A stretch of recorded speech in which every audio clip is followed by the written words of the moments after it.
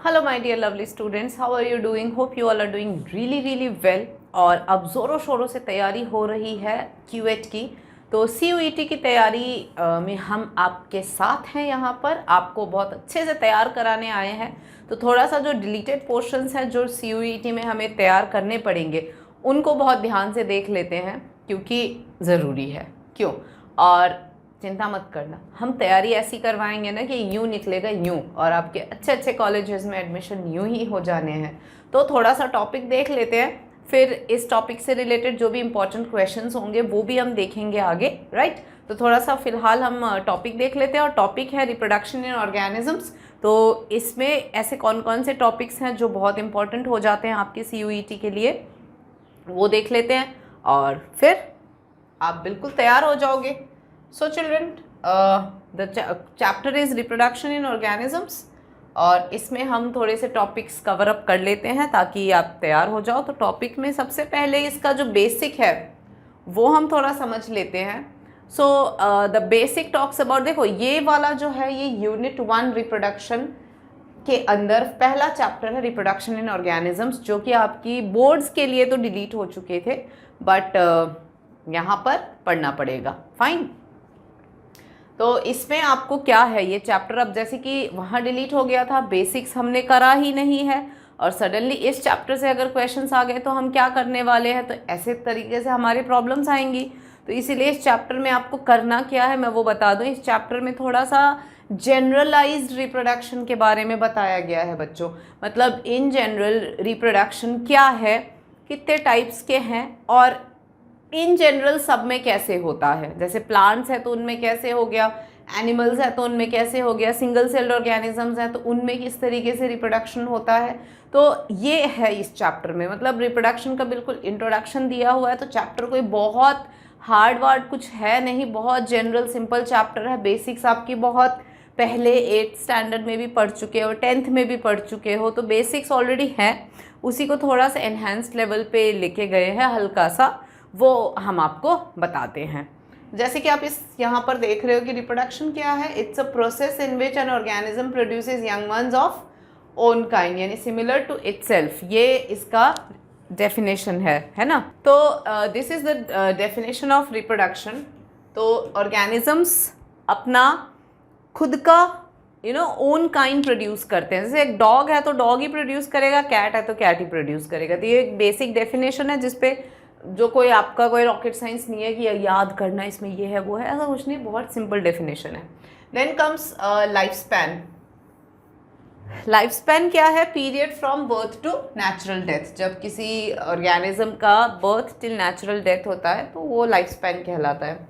अब इसमें no individual is immortal except unicellular organism, there is no natural death in unicellular organism.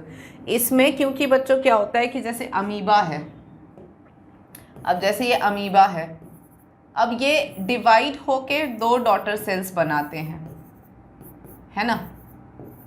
तो originally ये single celled organism का कोई death थोड़े नहीं हुआ ना। जैसे नॉर्मली एक ऑर्गेनिज्म या तो बॉर्न होता है एंड आफ्टर दैट डेथ हो जाती है उसकी, लेकिन सिंगल सेल में डेथ कहाँ हो रही है? ये जो ओरिजिनल सेल है यही कट के 2 डॉटर सेल्स बना रहे हैं, तो डेथ कहाँ हुई? समझ रहे हो? तो इसलिए नो डेथ यहाँ पे। तो ये पॉइंट थोड़ा सा ध्यान दे देना आप लोग कि सिंगल सेल में कोई डेथ, टेक्निकली नेचुरल डेथ नहीं है, ये पॉइंट ध्यान रखना है। रेस्ट तो based on the number of participant. Okay, ये तो 2 टाइप्स हो गया। यहाँ पे थोड़ा सा मैं आपको एडिशनल पॉइंट्स बता देती हूँ कि एक तो ये इमॉर्टल में अमीबा का एग्जाम्पल है, सिंगल सेल जो डिवाइड होते हैं क्योंकि ओरिजिनल पेरेंट सेल कट रहा है। एक तो ये पॉइंट, तो यहाँ पर एग्जाम्पल अमीबा का लेके आपको ये कॉन्सेप्ट समझना है। ओके, क्योंकि यहाँ पे अगर ऑब्जेक्टिव क्वेश्चंस आते हैं और पूछ ले, एग्जाम्पल दे दे और कोई टिक करना पड़ गया तो फिर आपको आना चाहिए। फाइन। उसके बाद में यहाँ पर लाइफ स्पैन में एक पॉइंट है जो ध्यान रखने वाला है कि size does not matter for life span. इसमें हम यहाँ लिख सकते हैं, थोड़ा सा मैं लिख देती हूँ कि size does not matter for life span, यानी कि बड़ा साइज हो तो लाइफ स्पैन बड़ा, ऐसा नहीं है। छोटा साइज हो तो लाइफ स्पैन छोटा, ऐसा नहीं है। इसका एग्जाम्पल हम ले सकते हैं, पैरट हो गया एंड क्रो हो गया। अब साइज के हिसाब से तो क्रो बड़ा है थोड़ा सा, पैरट थोड़ा छोटा ही होगा जहाँ तक, लेकिन इसका 100 ईयर्स 120 ईयर्स ऐसे मतलब अप्रॉक्स इस तरीके से जाता है। मतलब पैरट का 100+ ईयर्स लिख रही हूँ मैं, ठीक है, 100 साल से भी ऊपर 120 150 तक जाता है, और इसका मुश्किल से 15 ईयर्स जाता है। अब आप सोचो, साइज कोई रोल प्ले नहीं करता है लाइफ स्पैन में। सेम ये तो एनिमल का एग्जाम्पल हो गया। अगर प्लांट के एग्जाम्पल में आपको पूछा जाए तो आप पीपल ले लो, मैंगो ले लो, तो मैंगो का लाइफ स्पैन कम है, पीपल का ज़्यादा है। तो इस तरीके से साइज कोई रोल प्ले नहीं करता है when it comes to life span. ये एग्जाम्पल आपको याद रखना है जो हमने यहाँ पढ़ा था, ठीक है, बस दैट्स इट। तो इस टॉपिक में रिप्रोडक्शन का डेफिनेशन याद रखना है, लाइफ स्पैन क्या होता है उससे रिलेटेड कॉन्सेप्ट मैंने बता दिया, और amoeba as example for this immortality की सिंगल सेल की डेथ नहीं होती है, and is based on number of parents involve. Reproduction 2 type के हैं, एसेक्सुअल एंड सेक्सुअल। एसेक्सुअल में सिंगल पेरेंट होगा, सेक्सुअल में 2 पेरेंट इन्वॉल्व है, ठीक है। उससे पहले लाइफ स्पैन हम कर रहे थे, तो यहाँ पे सबका लाइफ स्पैन ऑलरेडी दिया हुआ है। ये आप देख सकते हो, पैरट का 140 ईयर्स जा रहा है, देखो मतलब डिपेंड्स। रोज़ का 5 to 7 ईयर्स, राइस प्लांट का सिंस एक पर्टिकुलर सीजन का क्रॉप है इसलिए 3 to 7 मंथ्स का है। बैनन ट्री में 400 साल प्लस हो गया, बनाना, ये सब के लाइफ स्पैन अपने अपने हैं। फ्रूट फ्लाई का देखो 2 वीक्स जा रहा है। काऊ का ये थोड़ा बहुत कहीं ना कहीं वेरी भी कर जाता है, तो ये एवरेज ले लेना आप, ठीक है। जैसे ये लिखा है ना 100 to 150, पैरट का भी ऑलमोस्ट कुछ ऐसा सा ही है। तो ये सारे हैं लाइफ स्पैन, तो ये आप देख सकते हैं। नाउ एसेक्सुअल रिप्रोडक्शन का डिटेल देखते हैं, ठीक है। So here comes types of asexual reproduction. So asexual में क्या है, एसेक्सुअल में आपको देखना रहेगा कि it is the production of offspring by single parent and it's seen in unicellular organism, simple plants and animals, ठीक है। तो इसमें क्योंकि सिंगल पेरेंट इन्वॉल्व है, 2 पेरेंट तो इन्वॉल्व है ही नहीं बिल्कुल, तो एसेक्सुअली हो रहा है, यानी कि नो गैमेट फॉर्मेशन। मतलब एसेक्सुअल रिप्रोडक्शन को अगर आपको देखना है तो यहाँ पे इसके फीचर्स आप नोट कर सकते हो। एसेक्सुअल रिप्रोडक्शन, क्विकली इसके फीचर्स नोट कर लो। एक तो सिंगल पेरेंट हो गया, ठीक है, no gamete and zygote formation, कोई वेरिएशन नहीं आता है, नो वेरिएशन। देन कोई भी वेरिएशन नहीं आता क्योंकि 2 पेरेंट है ही नहीं, तो offsprings are offsprings can be called as clone. Offsprings are clones, ठीक है।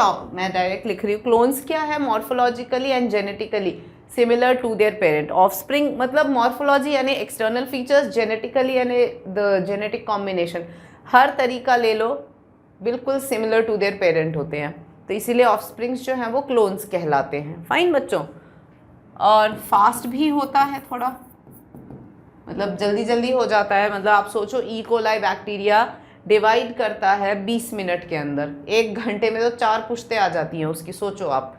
तो ये कुछ मेन की फीचर्स हैं एसेक्सुअल रिप्रोडक्शन के, कि कोई सिंगल ही पेरेंट है, गैमेट या जाइगोट बनने जैसा कोई प्रोसेस है नहीं, इसी वजह से वेरिएशंस नहीं आते हैं, नेग्लिजिबल वेरिएशन बोल सकते हो। एंड ऑफस्प्रिंग्स जो होते हैं वो एग्जैक्ट कॉपीज होते हैं पेरेंट्स के, तो that's why they are called as clones. And ये वाला रिप्रोडक्शन काफ़ी फास्ट होता है, जल्दी होता है। तो ये कुछ इसके की फीचर्स हैं। और ऐसे रिप्रोडक्शन करने के भी बहुत टाइम, मतलब सिंगल पेरेंट, ये जो भी फीचर है इसके करने के तरीके अलग अलग है, जो यहाँ पर अब यहाँ लिखा हुआ है। ठीक है। और यहाँ पर भी फीचर्स ही है वैसे तो, ऑफस्प्रिंग सिंगल पेरेंट हो गया, unicellular and simple plant and animal में ये देखा गया है, पाया जाता है, ठीक है। ये इंपॉर्टेंट है, यहाँ एग्जाम्पल दे देंगे आपको आपके एग्ज़ाम में, ठीक है। और उन एग्जाम्पल से आपको छांटना होगा कि कौन से एनिमल में एसेक्सुअल होता होगा, थोड़ा सा ध्यान से। Then offsprings identical to one another and to their parent and such are called clones, ये मैंने अभी आपको बताया कि एग्जैक्टली सेम होते हैं। तो आपकी बुक में टाइप्स ऑफ एसेक्सुअल रिप्रोडक्शन या fission, budding and vegetative propagation दे रखा है, और फिशन में भी बाइनरी एंड मल्टीपल दे रखा है। फिशन यानी पेरेंट जो होते हैं वो स्प्लिट हो जाते हैं, बडिंग में एक बड आ जाता है। तो थोड़ा सा हम देखते हैं यहाँ पर। हालांकि इस वाले में 3 बताए हैं, फिशन, बडिंग एंड वेजिटेटिव, इसमें और भी हैं, ठीक है। इस वाले में और भी टाइप्स हैं जो मैं एडिशनली ऐड कर दूंगी। फिलहाल जो दे रखा है वो देख लेते हैं कि ये जो फिशन है, this fission is the division of parent cell into 2 individual, amoeba paramecium में। तो बाइनरी, नाम ही बाइनरी है बच्चों, तो बाई यानी के 2, ठीक है। अब इसमें आपको क्या समझना है, इसमें आपको ये समझना है कि मैं समझाती हूँ क्या समझना है, मैं यहाँ समझाती हूँ। ये जो बाइनरी फिशन है ये 3 तरह के होते हैं, ठीक है। पहला है इर्रेगुलर, दूसरा है ट्रांसवर्स, और तीसरा है लॉन्गिट्यूडिनल, ठीक है। तो इसमें क्या है, इर्रेगुलर, कहीं से भी, बाइनरी यानी कि 2, पेरेंट सेल डिवाइड्स इनटू 2, यही है ना, parent cell divides into 2 daughter cell, मतलब आप समझ गए है ना। तो प्लेन, जिस प्लेन में वो डिवाइड करते हैं उस प्लेन के अकॉर्डिंग, एक तो इर्रेगुलर है जैसे कि अमीबा, कहीं से भी डिवाइड हो जाता है, कोई भी फिक्स प्लेन नहीं है। ट्रांसवर्स में आ जाता है पैरामीशियम, यानी कि ये अभी मैं आपको दिखाती हूँ, यूं कटेगा ट्रांसवर्स, और लॉन्गिट्यूडनल में आ जाता है यूग्लिना, ये लंबा कटता है यूं, ठीक है। तो वही आपको यहाँ देखने मिलेगा। यहाँ देखो अमीबा कहीं से भी डिवाइड हो रहा है, कोई प्लेन नहीं है, ठीक है। आपको लॉन्गिट्यूडनल लग रहा है, ऐसा कुछ नहीं है, कहीं से भी डिवाइड हो जाता है क्योंकि फ्लेक्सिबल प्लाज्मा मेम्ब्रेन होता है। पैरामीशियम ट्रांसवर्स यूँ कट रहा है, देखो बिल्कुल यूँ, देख रहे हो, फरो यहाँ पे आ गया। और यूग्लिना का भी ऐसा ही होता है, मतलब यूग्लिना थोड़ा सा यूँ ऐसा होता है, तो यूँ कटता है यूग्लिना। तो इस तरीके से फिशन होता है बाइनरी वाला, ठीक है। So this is binary fission. अब देखते हैं मल्टीपल फिशन। मल्टीपल नाम से ही मतलब पता लग रहा है कि बहुत सारे डॉटर सेल्स बनते हैं। सो मल्टीपल फिशन क्या है, it is the division of parent cell into many individual, बहुत सारे। इसमें भी आप देखो सबसे इम्पॉर्टेंट पार्ट जो आपके CUET में भी आने के चांसेस रखते हैं ऑब्जेक्टिव क्वेश्चंस में, वो है जैसे अमीबा है। तो अमीबा दोनों में दिख रहा है आपको, ऊपर भी दिख रहा है, बाइनरी में भी है, यहाँ भी है। तो डिपेंड करता है कंडीशंस पे। जब अनफेवरेबल कंडीशन होता है तो अमीबा का डिवीजन जो है वो फिर चेंज हो जाता है, मतलब सिचुएशन के अकॉर्डिंग करता है। तो ये मल्टीपल फिशन भी अमीबा करता है। अगर आपके एग्जाम में क्वेश्चन आता है कि amoeba undergoes only binary fission, तो ये गलत होगा, ये ध्यान रखना आप, ऐसी छोटी छोटी चीज़ें। इसी के लिए तो हम आए हैं आपको समझाने सिखाने, ठीक है। तो अमीबा का ये हो गया। तो मल्टीपल फिशन में एक सिस्ट बन जाता है यहाँ पर, और उस सिस्ट में ये देखो बहुत सारे डॉटर सेल्स जो है वो डिवाइड हो रहे हैं, दिख रहा है आपको। सिमिलरली अमीबा का भी ये अमीबा बन गया है। इस प्रोसेस, अमीबा जब इस तरीके से डिवाइड होता है ना सिस्ट बना के, तो प्रोसेस को तो एंसिस फेनोमेना पूरा 3 लेयर्ड सिस्ट बनाता है अमीबा। क्या बनाता है अमीबा? एक 3 लेयर्ड सिस्ट बनाता है, ठीक है। और ये 3 लेयर्ड सिस्ट जब बनाता है तो उसको एंसिस्टेशन कहते हैं, ठीक है बच्चों। और फिर ये क्या करता है कि सिस्ट के अंदर बहुत सारे स्पोर्स बनते रहते हैं। ओके, तो उस प्रोसेस को स्पोर्यूलेशन, ये देखिए ये बहुत सारी अमीब्यूले भी बोलते हैं इनको, ये जब बर्स्ट होके बाहर निकल जाते हैं तो फिर इस प्रोसेस को स्पोर्यूलेशन भी कहा जाता है। तो स्पोर्यूलेशन क्या है? स्पोर्स का बर्स्ट होके, जब बर्स्ट हो जाता है और स्पोर्स रिलीज हो जाते हैं तो वो तो स्पोर्यूलेशन हो गया, और जब ये सिस्ट बन जाता है तब उसको एंसिस्टेशन कहते हैं। तो amoeba also undergoes multiple fission, ये आपको याद रखना है। ठीक है बच्चों, तो ये तो मैंने समझा दिया। नाउ वही पॉइंट यहाँ पर एक्सप्लेन्ड है कि under unfavourable condition amoeba withdraws it's pseudopodia. Point याद रखना, स्यूडोपोडिया विड्रॉ किया, उसके बाद एक 3 लेयर्ड हार्ड कवरिंग सिस्ट आ जाता है जिसको एंसिस्टेशन कहते हैं, जो मैंने आपको अभी समझा रही थी।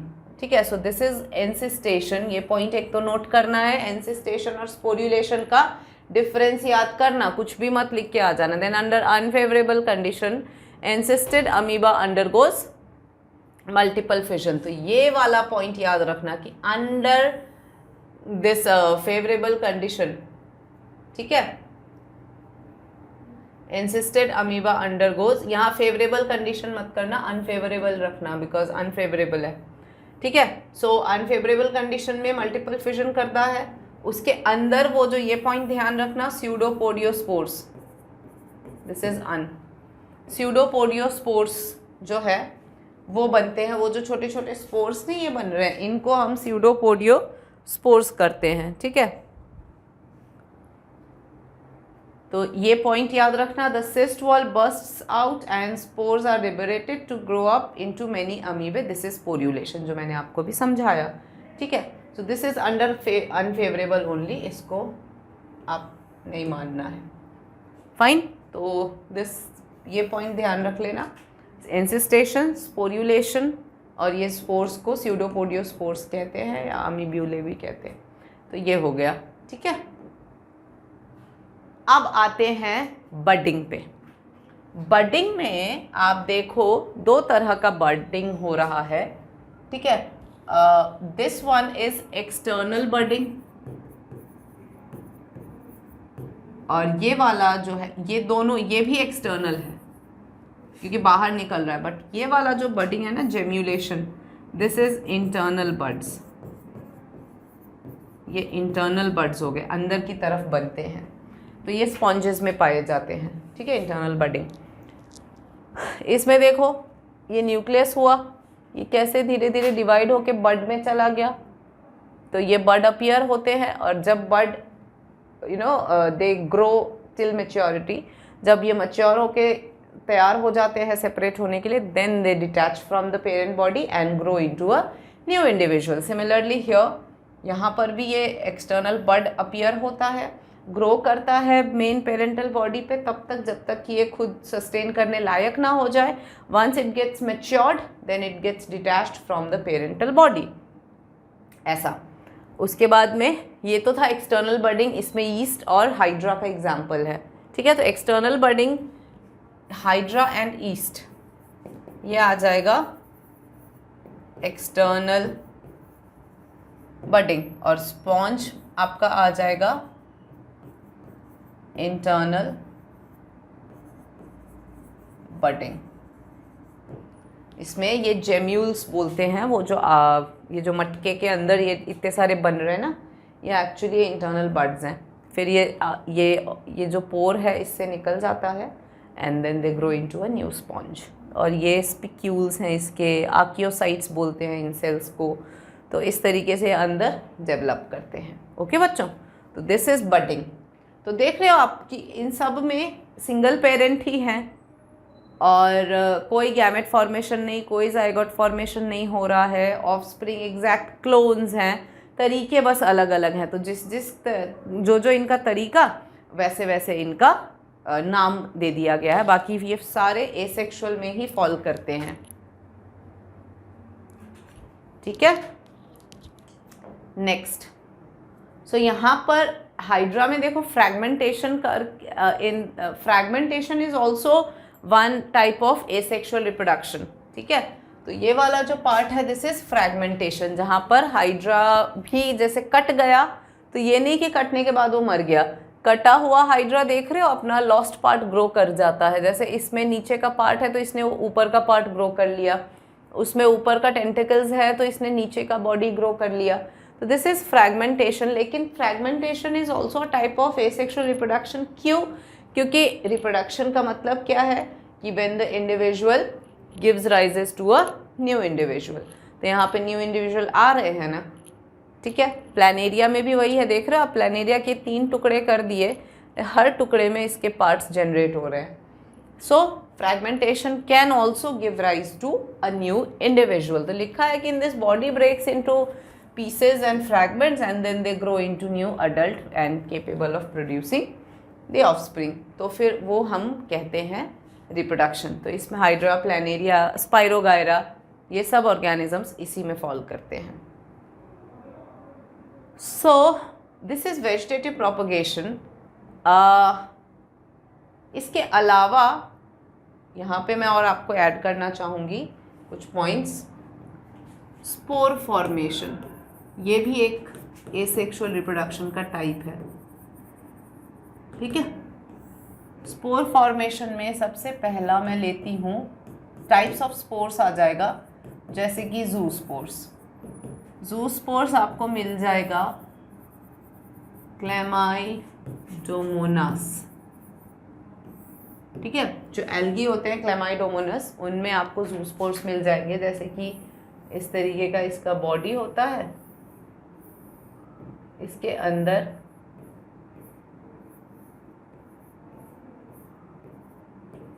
ऐसे करके ये जूस्पोर्स हैं, ठीक है। These are the zoospores. ये आपकी बुक में भी डायग्राम बना हुआ है कैसे फ्लैजिलेटेड जूस्पोर्स जो हैं वो प्रोड्यूस होते हैं, ठीक है। तो दिस इज क्लेमाइडोमोनास में ऐसे, मतलब ये स्पोर्स बनते हैं अपने प्रॉपर बैग के अंदर।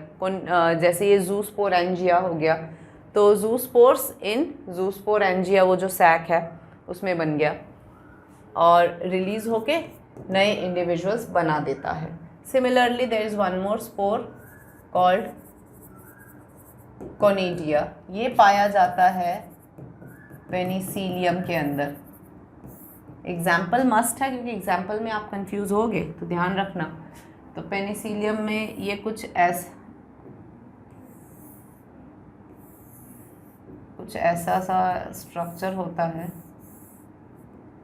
और इसके ऊपर इस तरीके से ये स्पोर बनते हैं, ये देखो। तो ये है कोनिडिया और ये स्टॉक है कोनिडियोफोर। तो ये अब इसमें और जूस्पोर में क्या फ़र्क है? जूस्पोर एक तो फ्लैजिलेटेड है, ये सारे एसेक्सुअल स्पोर्स हैं, लेकिन जूस्पोर्स फ्लैजिलेटेड है, यानी कि क्या हो जाते हैं, मोटाइल स्पोर्स हो जाते हैं। और कोनिडिया एक तो नॉन मोटाइल है, दूसरा जूस्पोर सैक के अंदर बन रहा है, लेकिन कोनिडिया जो है वो कोनिडियोफोर के ऊपर बनता है, खुले ओपन में। तो ये दो डिफरेंस आपको कोनिडिया और जूस्पोर में देखने मिलेगा। जूस्पोर से क्लेमाइडोमोनास टाइप ऑर्गेनिज्म रिप्रोड्यूस करते हैं, कोनिडिया से पेनिसिलियम करता है, ठीक है। तो ये कुछ स्पोर फॉर्मेशन के एग्जाम्पल है। तीसरा आपको एक और आप फेमिलियर होगे, दैट इज कॉल्ड